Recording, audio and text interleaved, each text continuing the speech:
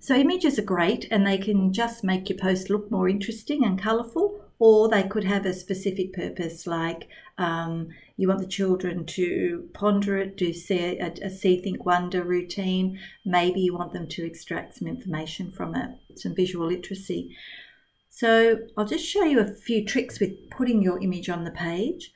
When you have your text already written, if you do, then wherever your mouse is on the page, that's where the image will go. So if I click in here and I add media, that is where the media will come in.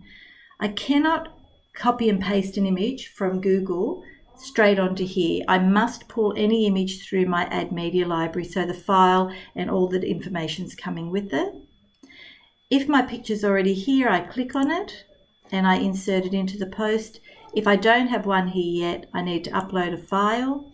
I go and select my file, bring it in, and then it will appear in my media library and I can use it. So I'm going to use this one here. I'm going to insert it into a post. And you'll notice that it's come in here in the middle and the text here is being dropped down.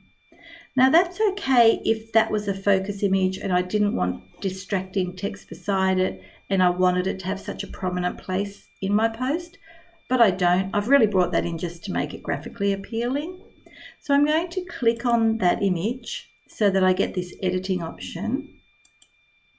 I'm going to say that I'd like to align it to the left and update. And now it has gone to the side. It knows that I'm not interested in this bit of the page and it brings the text up. They call that wrapping when it comes up and it can go around an image. It's probably still a little bit big, so I'm going to click on it, go back into it. And I think rather than having the full size, I'll go to medium. Thumbnail is really small. It can be useful, but it will crop it sometimes. Not always, but sometimes it crops the thumbnail down. So I don't want that, so I'll go with my medium size and I'm going to update. And now you can see it just sits there, adds a bit of appeal on the page. If I wanted that to be bigger, if I decide to make it bigger and stretch it like this, as I do that, it's just taking my medium image and stretching it to large, which you notice it starts to break down the integrity of the picture and it starts to get a bit blurry. Whereas if I go back and I use my tools here to make it bigger and I update it, it gets larger but keeps the clarity.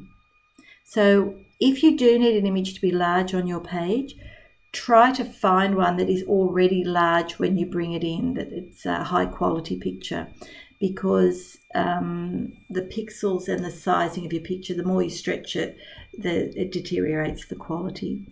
But of course with a touchscreen device, even if the picture's this size, children can just stretch it and look at it on their page like this. So have a play around with images because they really do bring a lovely new element to a blog post other than text.